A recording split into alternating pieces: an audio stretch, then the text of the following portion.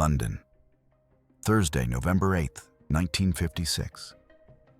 Inside the British Museum reading room, silence is enforced like law. 200 scholars read, write, breathe history. Among them sits Professor Edmund Blackwell, a quiet academic who believes he is invisible here. But at 20:47 hours, a clock already started reaches zero. He doesn't see the man behind the circulation desk. He doesn't notice the fountain pen marked MK Delta Blue. And he doesn't know that during the Suez Crisis, Britain decided one rule no longer applied. 20 minutes later, his body will be found between shelves. This was not a heart attack. This was Operation Blackwell. The man known as Professor Edmund Blackwell did not exist. According to post-Cold War intelligence reconstructions released in 1997, he was a KGB illegal, an officer operating without diplomatic cover, inserted into Britain in the late 1930s under a fabricated academic lineage. His legend was built on real documents. Birth certificate from Cornwall, dated 1911. University records from Cambridge showing a classics degree completed in 1933. Publication history in obscure historical journals stretching back to 1935. Every detail verified because every detail was manufactured. By 1950, Blackwell had become something more dangerous than a spy. He was a trusted node. He moved freely among historians, linguists, and policy intellectuals at the British Museum, extracting informal insight rather than classified secrets. His network wasn't other agents. It was academic conversation. He learned what British policymakers were reading, what historical parallels they drew, what intellectual frameworks shaped their thinking. This intelligence proved invaluable during crises when doctrine mattered more than documents. What made him dangerous was patience. Associates described him as forgettable, never memorable. He asked intelligent questions but never probing ones. He published exactly enough to maintain credibility, but never enough to draw attention. During the early Cold War, this allowed him to outlast louder, riskier Soviet assets rolled up by MI6 in Operation Foot and subsequent sweeps. When other networks collapsed, Blackwell remained invisible. By 1956, Western counterintelligence believed Blackwell was coordinating dormant Soviet networks activated only during geopolitical crises. Intercepted communications from Moscow's center referenced an asset designated Homer 7, who matched his operational profile. The classification level suggested handlers viewed him as critical infrastructure rather than expendable intelligence. That made him uniquely dangerous when Britain entered the Suez Crisis. The trigger was geopolitical fracture. On October 29, 1956, Israel invaded Egypt. Britain and France followed on October 31st, bombing Egyptian positions under the pretext of separating combatants. The reality was imperial reassertion. Egypt's President Nasser had nationalized the Suez Canal. Britain wanted it back. The United States opposed the invasion. The Soviet Union threatened nuclear retaliation. Within days, NATO unity fractured, and Cold War doctrine unraveled. Moscow escalated covert pressure across Europe.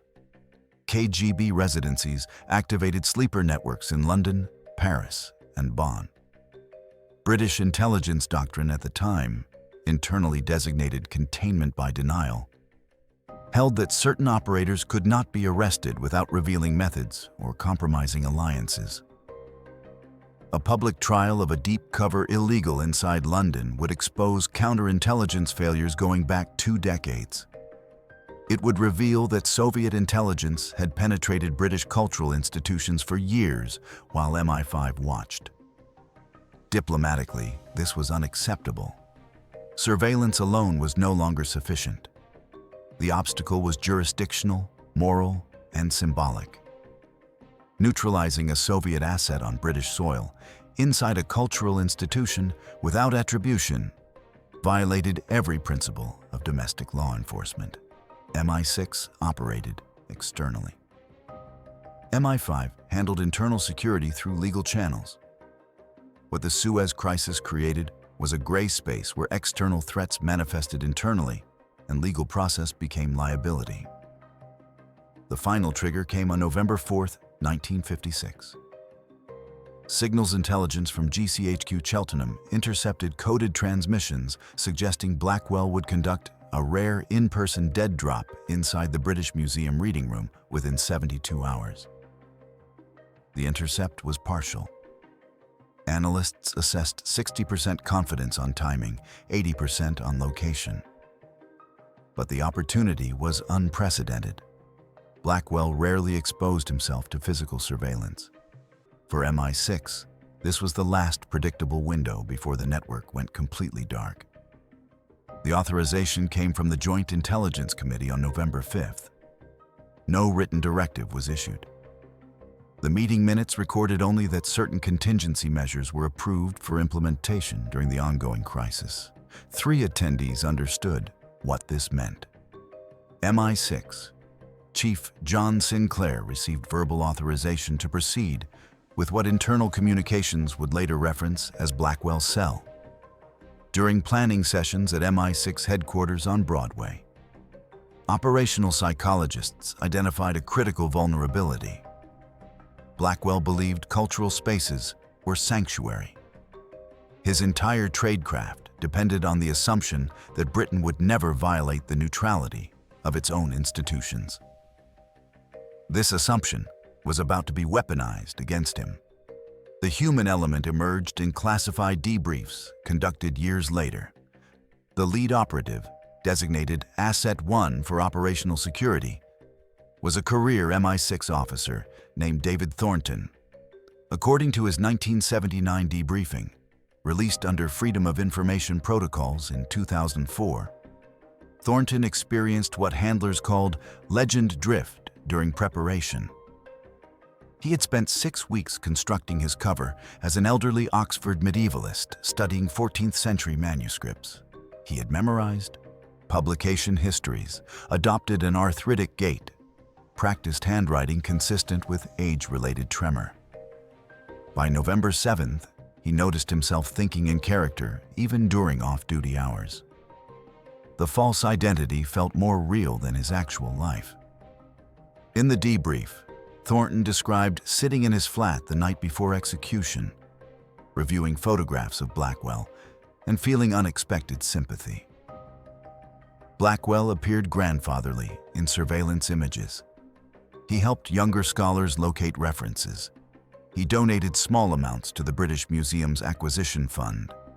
Thornton wrote that he had to consciously remind himself that patience was Blackwell's weapon, that affability was operational camouflage. But the mission continued. For Blackwell himself, intercepted communications from October 1956 reveal a man unaware of his approaching end. In a coded message to Moscow Center dated October 28th, he discussed his daughter's upcoming wedding in the spring. Analysts noted nothing operationally relevant. The message was filed as routine personal communication. When the authorization to eliminate him was signed, there was no indication his handlers warned him the risk level had changed. By November 7th, the operation entered its execution phase. GCHQ confirmed Blackwell had reserved study time at the British Museum reading room for November 8th at 1300 hours. The window was 6 hours. All elements needed to be in position by noon. The operation fell under MI6's Special Operations Division, compartmentalized as Blackwell's cell. Only 7 individuals knew the full scope. 2 field operatives were selected based on low visibility profiles and psychological assessments, indicating high tolerance for moral ambiguity. Asset 1 was Thornton, 43, with 15 years of field experience in Eastern Europe. Asset 2 was Margaret Sloan, 31, a technical specialist trained in chemical delivery systems at Fort Monkton. Equipment was deliberately analog, no firearms that could be traced through ballistics, no electronic surveillance that could be detected by counterintelligence sweeps. The primary delivery system was a modified Parker 51 fountain pen, serial number filed off, hollowed by MI6 technical services, to carry 0.8 milligrams of saxitoxin suspended in dimethyl sulfoxide. Saxitoxin blocks sodium channels in nerve cells, inducing respiratory paralysis within 4 to 8 minutes. The dose was calculated to ensure lethality while mimicking cardiac arrest. In 1956, British toxicology screens could not detect saxitoxin in tissue samples. The toxin was sealed behind a pressure microneedle, 12 millimeters long, activated by skin contact. Depression of the pen clip triggered a spring mechanism that extended the needle 0.4 millimeters beyond the pen barrel. Total deployment time, 0.3 seconds. The needle retracted automatically after delivery, leaving a puncture mark smaller than a mosquito bite. Technical services tested the mechanism 17 times on pig tissue to ensure reliability. Timing was rehearsed against reading room operational schedules. Shift change occurred at 14:45 hours. Bell silence, the period when no entry or exit was permitted to avoid disturbing scholars, ran from 1450 to 1500 hours. 2 emergency exits were mapped as Echo 3, leading to the museum's east corridor, and Whiskey 1, connecting to the staff passage behind the circulation desk. The code word for abort was palimpsest. If either operative transmitted this word via hand signal, both would extract immediately and the operation would be scrubbed. Cover identities required 3 weeks to establish. Thornton's legend as Professor Harold Wickham, a medievalist from Magdalen College, Oxford, was built on genuine academic credentials borrowed from a retired scholar who had emigrated to Australia. MI6 backdated request slips in the reading room archives to 1931, creating a paper trail of Wickham's research visits. Sloane's cover as a temporary library assistant was inserted through a home office staffing rotation. Her personnel file listed her as Emily Grant, a civil service employee filling a 2-week vacancy during staff illness. Both covers were shallow, but sufficient for the operational time frame. The infrastructure included communication protocols. Thornton carried a leather satchel containing manuscript photocopies that doubled as visual confirmation signals. Satchel positioned vertically meant target confirmed. Horizontal meant abort. Sloane wore a staff badge with a colored lanyard, green for proceed, red for abort. Neither operative would speak to the other during execution. All coordination occurred through visual signals and predetermined timing. Escape routes were rehearsed during 4 separate reconnaissance visits between November 2nd and November 6th. Thornton timed his walk from any reading room position to Echo 3 at 47 seconds, at his adopted arthritic pace. Sloane could reach Whiskey 1 in 12 seconds from the circulation desk. Both exits led to different streets, preventing pattern recognition by witnesses. Extraction vehicles were positioned on Museum Street and Montague Place, staffed by drivers who knew only to transport passengers matching physical descriptions to safe houses in Kensington and Hampstead. The planning consumed 11 days. By November 7th, all elements were positioned.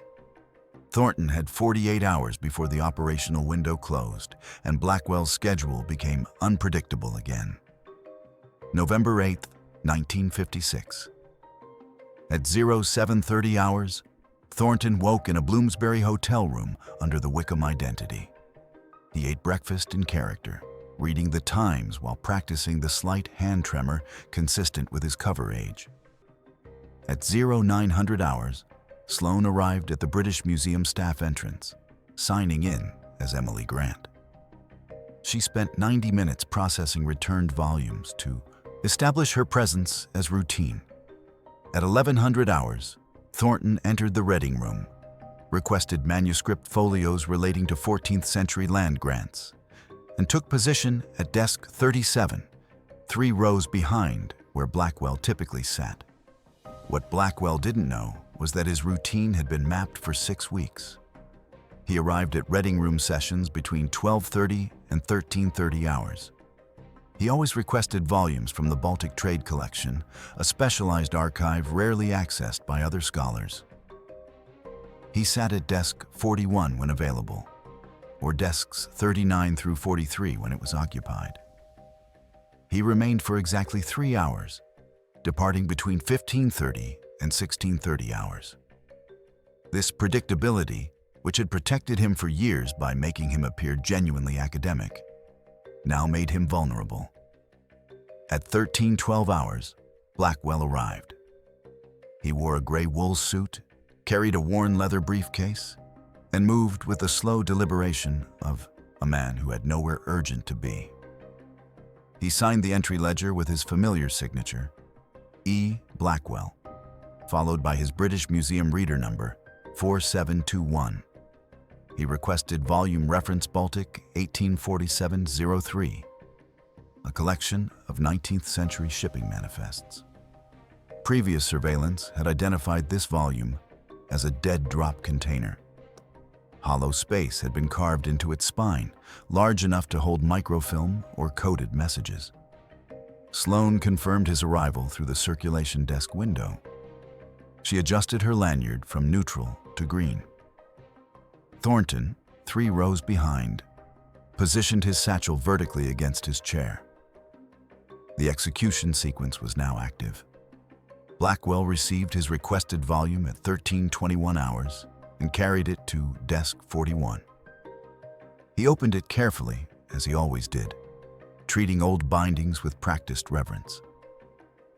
To any observer, he was a dedicated scholar. To Thornton, watching through gaps in the shelves, he was a target entering the kill zone. The complication emerged at 14:30 hours. A German graduate student, later identified through museum records as Helmut Brenner, occupied the shelf space adjacent to desk 41. He was searching for related Baltic trade documents. His presence blocked Sloane's approach vector from the circulation desk to Blackwell's position. For 7 minutes, the window narrowed. Sloane maintained position behind the desk, processing returns, waiting for Brenner to move. At MI6 headquarters on Broadway, 3 kilometers away, operational command monitored through scheduled check-in protocols. Sloane's failure to extract by 14:40 hours would trigger automatic abort. Thornton had no communication method. He could only maintain cover and wait. At 14:41 hours, MI6 command made the calculation. Brenner was unsuspecting. His presence created complication, but not exposure. Authorization to continue was transmitted via courier to a phone booth on Museum Street, where a standby operative relayed a visual signal to Sloane through the reading room window. Curtain moved twice. Proceed. At 14:44 hours, Brenner located his document and returned to his own desk. The approach vector cleared. Sloane had 6 minutes before routine patrol passed the aisle. She lifted a misfiled request slip, moved from behind the circulation desk, and walked directly toward Blackwell's position. The British Museum reading room in 1956 was a circular space beneath a blue and gold dome. Desks radiated outward like spokes. Sound carried. Movement was noticed. Sloane's approach had to appear completely routine. She carried the request slip in her left hand. The modified Parker pen was clipped to her uniform pocket, angled so the clip faced outward, accessible to her right hand. At 14:47 hours, Sloane reached Blackwell's desk from his left side, his blind spot. She leaned slightly forward, adopting the posture of a staff member asking a quiet question. Her words were scripted. "Excuse me, sir. We've located an additional volume you requested last month. Would you like me to retrieve it?" Blackwell looked up. His expression showed mild confusion, then polite interest. He began to respond. As he spoke, Sloane reached for her pocket, as if retrieving a note about the volume. Her right hand grasped the pen. She depressed the clip. The micro needle extended. She touched the pen to the left side of his neck for less than 1 second. The needle penetrated. Saxitoxin and dimethyl sulfoxide entered his bloodstream. The needle retracted. Total contact time, 0.8 seconds. No injection sound. No visible puncture beyond a mark the size of a pinprick. No struggle. Blackwell nodded, as if annoyed by the interruption. He said something about not recalling the request, but thanked her anyway. Sloane withdrew, walking back toward the circulation desk at normal pace. She was behind the desk by 14:48 hours. 31 seconds had elapsed since approach. At 14:49 hours, Blackwell's hands began to tremble. He set down his pen. He pressed his palm against the desk, steadying himself. The tremor was not fear. It was the first stage of sodium channel disruption. Skeletal muscles were losing capacity to contract. Within 90 seconds, the paralysis would reach his diaphragm. Thornton, 3 rows behind, stood. He gathered his materials deliberately, maintaining character. He walked toward Echo 3 exit. His movement was timed to coincide with shift change activity at 14:50 hours. He passed through the exit door at 14:53 hours, descended the East Corridor stairs, exited onto Museum Street, and entered a waiting vehicle. By 14:56 hours, he was 3 blocks away. At 14:52 hours, Blackwell's breathing became labored. He reached for his chest. Respiratory failure was setting in. Saxitoxin blocks the signal from brain to diaphragm. The muscle simply stops. Victims remain conscious during early stages, aware they cannot breathe but unable to call for help. Sloane triggered a fire drill in the museum's west wing at 14:54 hours, using a manual alarm she had accessed during her reconnaissance. The drill was scheduled for that afternoon anyway. She advanced it by 6 minutes. Staff and visitors began evacuating through designated routes. The evacuation created movement, noise, and distraction. Sloane exited through Whiskey 1 during the confusion, joining the crowd on Montague Place.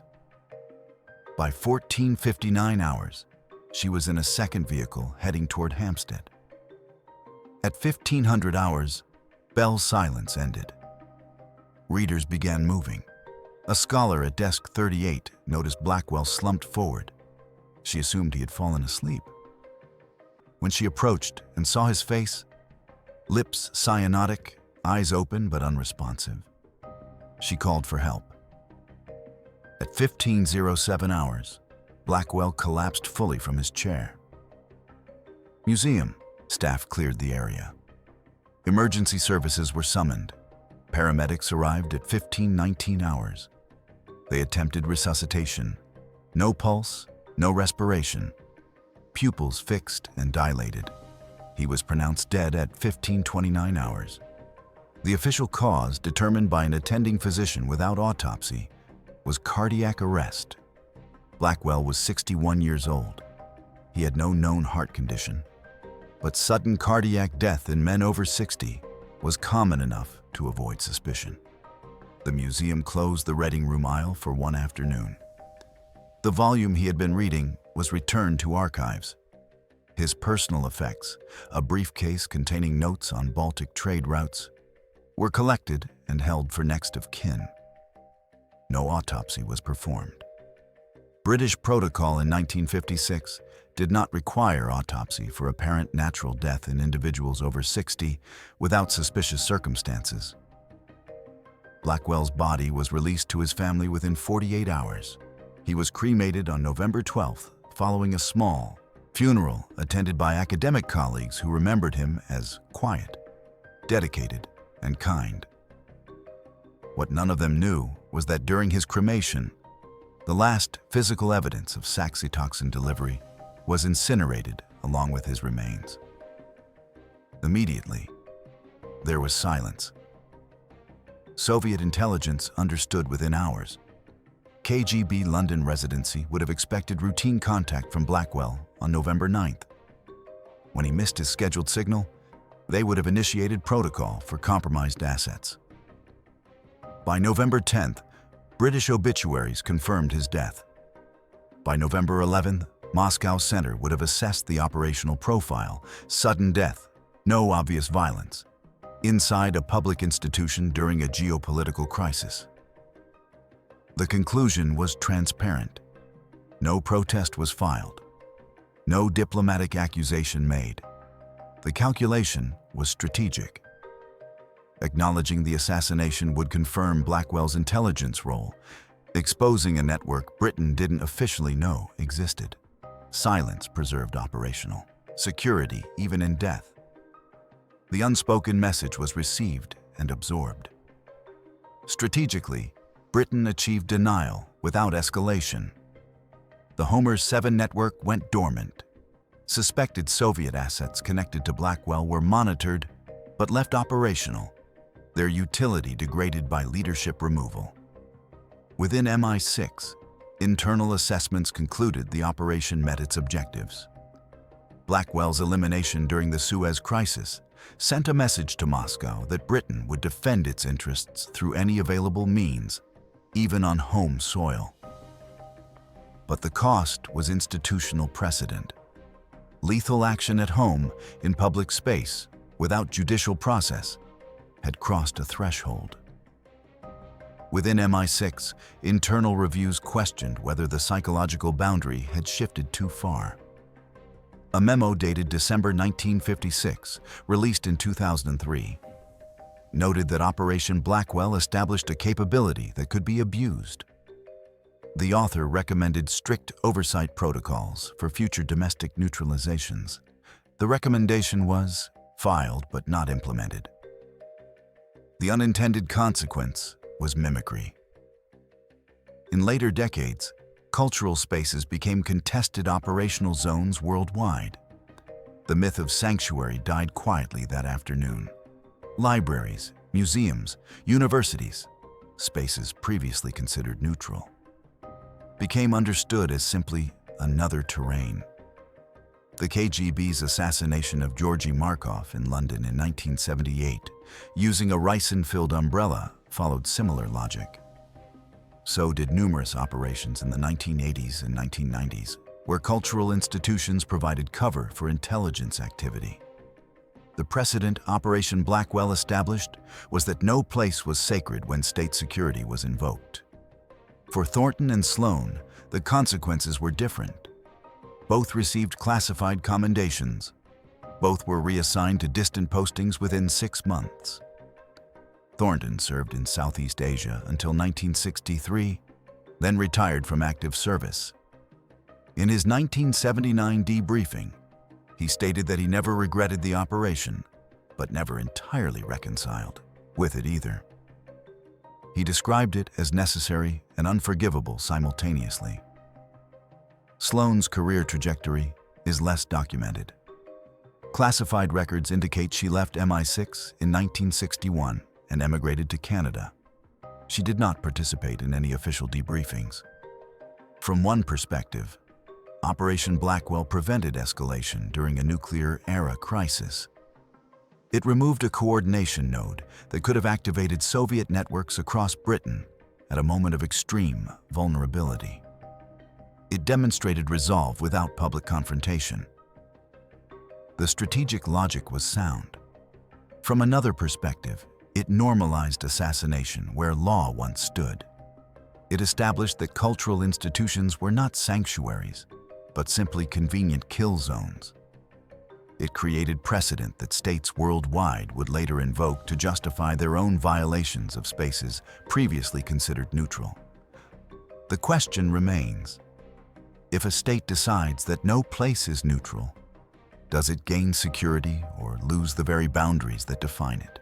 Britain eliminated a Soviet asset in 1956. But it also eliminated the principle that certain spaces exist outside the battlefield. Whether that trade was worth it depends on whether you believe security and civilization are separate goals or fundamentally connected. Was Blackwell a threat that justified extrajudicial killing? Or was he a man who believed in sanctuary until the moment that belief killed him? The answer reveals more about your worldview than about intelligence tradecraft. What's your take? If you were in the Joint Intelligence Committee on November 5th, 1956, would you have authorized Operation Blackwell?